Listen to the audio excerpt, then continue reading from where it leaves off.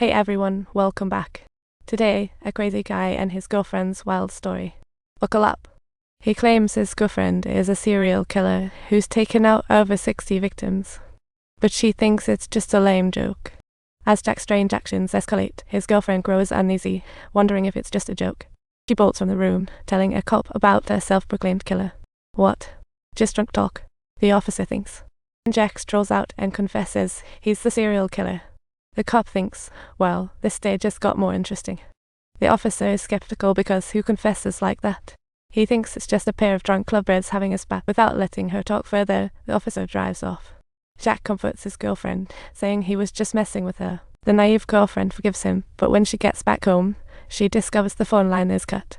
Now she realizes something's up. She plots to sneak out while Jack's distracted, but it's too late.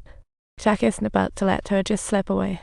Once his true colors show, Jack ties her up and makes a rather intense choice. Jack begins a very artistic endeavor and quickly turns one piece into a wallet, her special keepsake.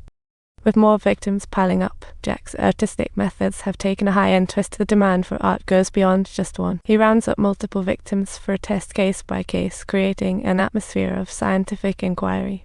Turns out Jack wants to see how many people a full metal bullet can penetrate.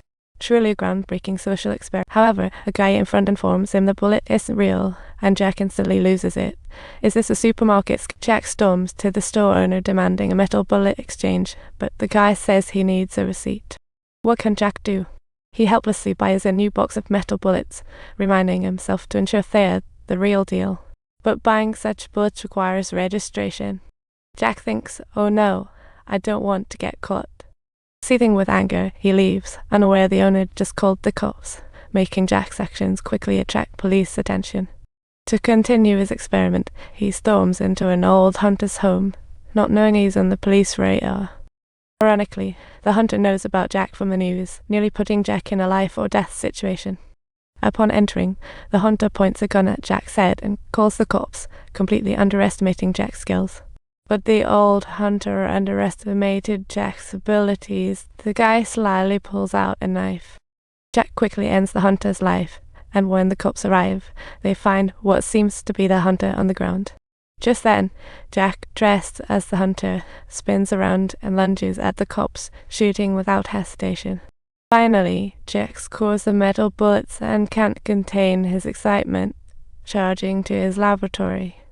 However, his every move alerts the police, and ultimately, all his plans go down the drain. Back at the lab, Jack preps for his solo experiment, only to realize that focusing at a close range is a problem. He opens a window he's never opened, making things easier. Now he's ready to go. Just as he's about to shoot, a mysterious voice calls from behind.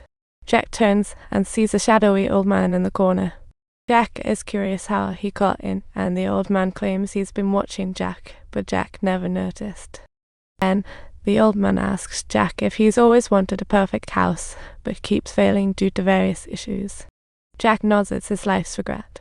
The old man says he needs a self-aware material for that. After hearing that, Jack seems enlightened, using the corpses he collected as building materials. The old man praises Jack's craftsmanship, but when he steps into that strange house, he mysteriously vanishes. Shortly after, a passage appears on the ground, and the old man guides Jack to follow him. Meanwhile, the police track Jack's hideout using the car's location. Seeing the police about to break down the door, Jack jumps into the passage without hesitation.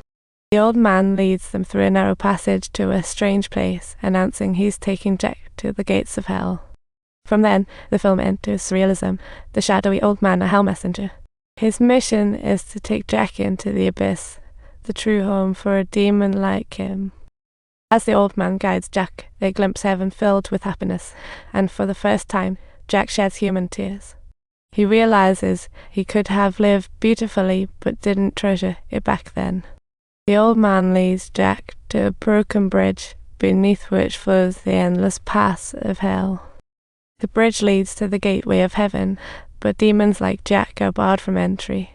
The old man says Jack can only look, but after glimpsing heaven's beauty, there's no way he'll give up easily. So Jack asks if he can climb the rock wall beside it. The old man nods but warns that many have tried and failed. Still, Jack stubbornly refuses to give up, climbing with all his might. But the beautiful heaven isn't a place for a demon like him, and eventually he falls into eternal darkness. In the end, he ultimately becomes that infamous golden dragon boss ruling the night, treating Wall Street like it was nothing. Don't forget to subscribe to my channel for more thrilling and chilling stories waiting for you.